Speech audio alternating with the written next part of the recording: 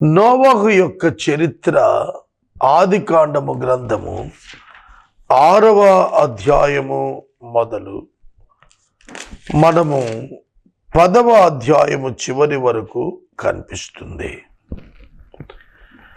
ఈ అధ్యాయాలలో నోవహుతో మాట్లాడిన దేవుని గూర్చి మనము ధ్యానిస్తున్నాము. 7వ అధ్యాయము మొదటి వచనములో, ఈ తరములో నీవే నా ఎదుట నీతిమంతుడవై ఉండుట చూచి తిని అని దేవుడు నోవహుతో మాట్లాడాడు. బైబిల్ గ్రంథములోని దేవుడు మానవులను చూస్తున్నాడు, మానవ హృదయములను చూస్తున్నాడు, మరియు వారి హృదయములు ఎలా ఉన్నవో గుర్తెరుగుతున్నాడు, తెలుసుకుంటున్నాడు. ఇక్కడ ఒక మాట నేను చెబుతాను. ప్రపంచంలో ఏ మానవుడు మరొక మానవుని యొక్క మనస్సును తెలుసుకోలేడు. అపవాది అని పిలువబడుతున్న సాతానుడు కూడా మానవ మనస్సులో ఏమి ఉన్నదో తెలుసుకొనలేడు. దేవునికిని మరియు ఆ వ్యక్తికిని తప్ప ఆ వ్యక్తి యొక్క సంగతులు మరొకరికి తెలియదు. ఒక మాటలో చెప్పాలంటే ఇది చాలా గొప్ప కృప. మన హృదయము మన ఎదుట వారికి మన ముఖము కనిపించినట్లు కనిపిస్తే మనతో ఎవరు మాట్లాడరు, మనలను ఎవరు గౌరవించరు. దేవుడు మానవుని యొక్క హృదయం మరెవ్వనికిని బహిరంగం కాకుండా తన కృప చూపాడు అంటాను నేను.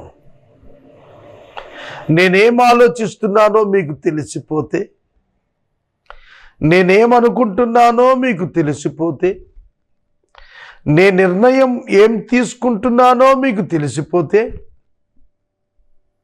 నా హక్కు ఎక్కడ కాపాడబడుతుంది? So that God maintains this in secret. అందుకే దేవుడు దీనిని రహస్యంగా ఉంచి అనుమతించాడు. హృదయాన్ని చూచి దేవుడు నోవహుతో అంటున్న మాట, నీవే ఈ తరములో ఉన్న వారందరిలో ఎటువంటి వాడువు నీతిమంతుడవై ఉన్నావు, అది నేను చూచాను. ఒకడు పాపము చేయుట ఆయనకు తెలుసును, ఒకడు నీతిమంతునిగా ఉండుట కూడా ఆయనకు తెలుసును. కనుక నోవహు యొక్క హృదయాన్ని దేవుడు ఎరిగి ఉండి అతనిని రక్షించుటకు సంకల్పించాడు, తీర్మానము చేసుకున్నాడు. ఇక్కడ మనం గుర్తించాల్సినది ఏమిటంటే, నోవహు యొక్క కుటుంబాన్ని కూడా దేవుడు రక్షణలోనికి తెస్తున్నాడు. అతడు, అతడి భార్య, 3 కుమారులు, 3 కోడళ్ళు, వీళ్ళంతా రక్షణ పొందాలి. God is interested in families. దేవునికి కుటుంబాలు చాలా ఇష్టం. అబ్రహాముతో మాట్లాడుతున్నప్పుడు నీవును నీ ఇంటి వారందరూ సున్నతి పొందమని చెప్పాడు. పురుషుల అందరూ కూడా సున్నతి పొందండి అని చెప్పాడు. ఇంటివారు, నోవహును అతని ఇంటి వారిని రక్షించాడు. దావీదును అతని ఇంటి వారిని కనికరించాడు. నీవు నీ ఇంటివారు. చెరసాల నాయకునితో పౌలదే చెప్పాడు, ప్రభువైన యేసునందు నీవు విశ్వాసముంచుము, అప్పుడు నీవు నీ ఇంటివారు అన్నాడు. యెహోషువ మాట్లాడుతున్నాడు, నేను నా ఇంటి వారును యెహోవాను సేవిస్తాం అన్నాడు. Myself and my household. యోబును గురించి యోబు ఇల్లంతా కూడా దేవునికి నమ్మకంగా ఉందని రాసింది. మై ఫ్రెండ్, దేవుడు ఎంత గొప్పవాడంటే he is interested in the salvation of the family members. కుటుంబ సభ్యులందరూ రక్షించబడాలని దేవుడు కోరుతూ ఉన్నాడు.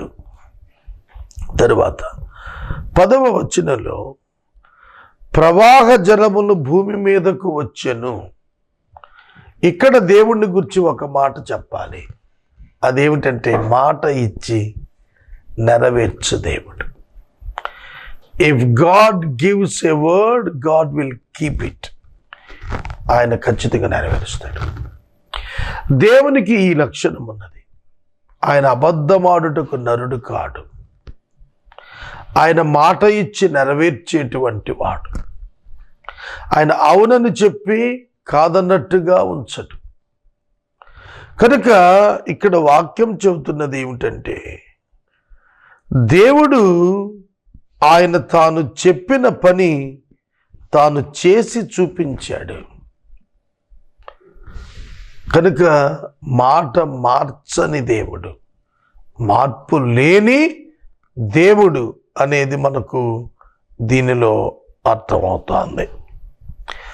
తర్వాత 7వ అధ్యాయంలో 16వ వచనంలో యెహోవా ఓడలో నోవహును మూసివేసెను.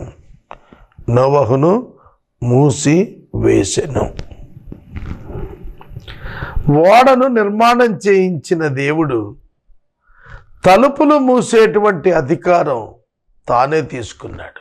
బాధ్యత తానే తీసుకున్నాడు. నోవహునకు ఇవ్వలేదు. నోవహు కాలమునకు మునుపు వర్షము పడలేదు. నేల నుండి ఆవిరి లేచి భూమిని తడిపింది. అలాగే వ్యవసాయం జరిగింది తప్ప ఆకాశము నుండి వర్షము ఎన్నడూ వారికి తెలియదు. హెబ్రీ పత్రిక 11వ అధ్యాయంలో నోవహు మునుపు ఎన్నడూను చూడని సంగతులను చూచి విశ్వసించాడు అని రాసింది. వర్షం పడుతుంది అని ప్రభువు చెబితే జలప్రళయం వస్తుంది, ఆకాశము నుండి నీరు కురుమరించబడుతుంది అని దేవుడు చెబితే దేవుణ్ణి నమ్మాడు నోవహు. దేవుణ్ణి నమ్మాడు. ఓహో, జలప్రళయం వస్తుందట, సర్వలోకం నాశనం అయిపోతుందట, నేను నాశనం కాకుండా ఉండటానికి ఒక ఓడను నిర్మాణం చేసుకోమని దేవుడు చెబుతున్నాడని గ్రహించి ఆ విధముగా అతడు చేసుకున్నాడు. సోదరుడా, సోదరి, దేవుడు ఓడ యొక్క తలుపులు మూశాడు. చూడండి, ఎవరైనా సరే ఒక ఇంటిలో ఉన్నవారు చుట్టుపక్కల ఉన్నటువంటి వ్యక్తులను చేర్చుకోవటానికే ప్రయత్నం చేస్తారు. నోవహునకు అనేక మంది బంధువులు ఉండి ఉంటారు. దేవుడు చెప్పిన జలప్రళయం ప్రారంభం కాగానే వాళ్ళు మొట్టమొదట వచ్చి తలుపు తట్టేది నోవహు యొక్క ఓడ ద్వారాన్నే. కాబట్టి దేవుడు ఏం చేశాడంటే ఆ ద్వారాన్ని దేవుడు మూశాడు. When God shut anything, no one can open it.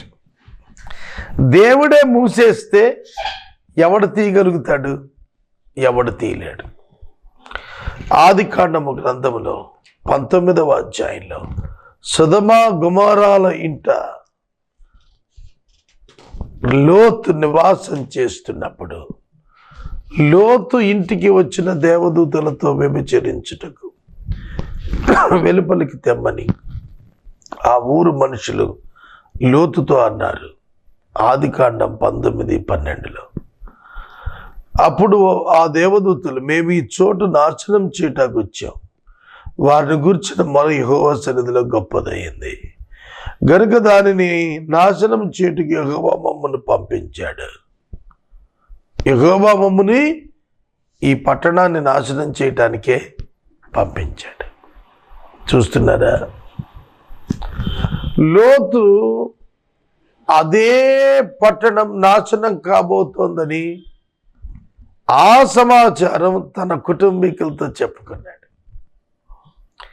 నోవహు జలప్రళయం వచ్చినప్పుడు నోవహు యొక్క రిలేటివ్స్ వచ్చి డోర్స్ టచ్ చేస్తే డోర్స్ ఓపెన్ చేస్తాడు. కాబట్టి నోవహు ఆ డోర్స్ ఓపెన్ చేయకోకుండా దేవుడు ఆ తలుపు మూసాడు. అలాగే లోతు వృత్తాంతములో కూడాను, లోతు యొక్క వృత్తాంతములో కూడాను ఆ మనుషులు 19:10 ఆదికాండం తమ చేతులు చాపి లోతును ఇంటి లోపలికి తమ యొద్దకు తీసుకుని తలుపు వేసిరి. when they closed the doors, English also, and they struck with blindness the men who were at the entrance of the house, both small and great, so that they were themselves out of groping for the door. ద్వారం కనుక్కోలేకపోయారట. ఎప్పుడైతే యెహోవా దూత ఆ తలుపులు వేశాడు, ఆ ద్వారము వారు కనుక్కొనలేకపోయారు. ఆ మనుషులు రాత్రంతా కూడా అక్కడే తిరిగారు, కానీ వాళ్ళు లోపలికి రాలేకపోయారు. కారణము దేవుడు ద్వారాన్ని మూస్తున్నాడు. దేవుడు ద్వారాన్ని ముయ్యగా తీసేవాడు లేడు. If god shuts down anything, it will be remain like that. No one can open it. ఎవడు కూడా దానిని మార్చలేడు, తొలగించలేడు. సోదరుడా, సోదరి, నీవే నీతిమంతుడవై ఉండుట చూచాను అన్నాడు. నీతిమంతుడుగా ఉండటం చూచిన దేవుడు నోవహును ఓడలో ప్రవేశపెట్టినాక ఓడ తలుపులు తాను మూసుకున్నాడు. తలుపులు మూసివేసెను. ఓడలో అతని పెట్టి ప్రభు లోపల దాచెను. ఇక్కడ ఒక విషయం చెప్పనా? దేవుడు నోవహును అతని కుటుంబాన్ని సృష్టిలో రెండు జీవులను దాచాడు. దేనిలో దాచాడు? ఓడలో దాచాడు. ఆ ఓడ ప్రపంచములో ఉన్నటువంటి ఓడలన్నింటికంటే శ్రేష్టమైన ఓడ అది. ఇంకా చాలా ఓడలు ఉండుంటాయి ఆ దేశంలో, కానీ అవి మనుషులను రక్షించలేకపోయాయి. సహోదరుడా, సహోదరి, నోవహు ఓడ మాత్రమే చెక్కు చెదరకుండా ఉంది.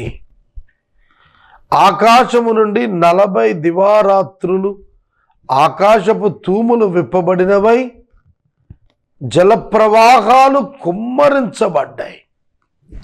వర్షాకాలంలో ఎప్పుడైనా వర్షం వస్తున్న సమయంలో వెలుపటికి వెళితే చినుకులు పడుతాయి.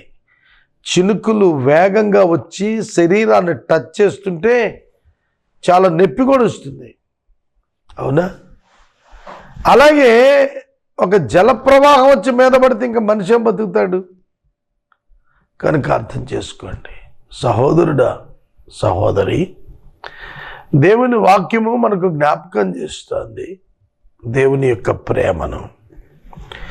తర్వాత నోవహు ఈ జలప్రళయము అయిపోయిన తరువాత దేవునికి దహన బలి ఇస్తున్నాడు. దేవునికి దహన బలి ఇచ్చాడు. వెలుపలికి రావాలని మనకు భూమి మీద యెహోవా నోవహుతో చెప్పినట్లుగా ఆదికాండము గ్రంథము 8వ అధ్యాయం 16వ వచనం, అప్పుడు దేవుడు నీవును నీతో కూడా ఉన్న నీ భార్యయు